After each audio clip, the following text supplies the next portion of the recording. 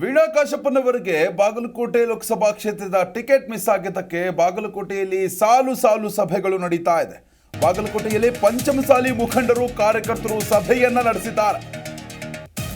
Bagalkot ನವನಗರದ sector number 63ರಲ್ಲಿ ಇರುವಂತಹ ಕಾಶಪ್ಪನವರ ಮನೆಯಲ್ಲಿ ಪಂಚಮಸಾಲಿ ಮುಖಂಡರು ಸಭೆಯನ್ನ ನಡೆಸಿರುವಂಥದ್ದು.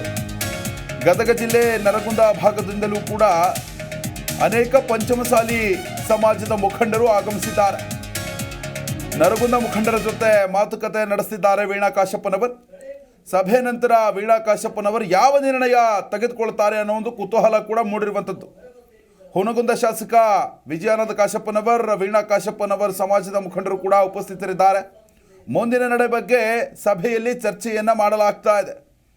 ನರಗುಂದ ಮುಖಂಡರ ಜೊತೆ ಮಾತುಕತೆಯನ್ನ ನಡೆಸ್ತಾ ಇದ್ದಾರೆ ವೀಣಾ ಕಾಶಪ್ಪನವರು.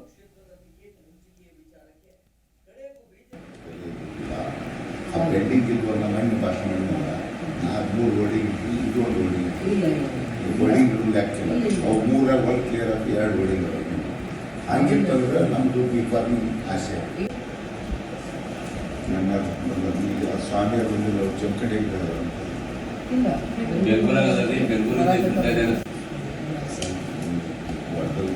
ಸೂಕ್ಷ್ಮವಾಗಿ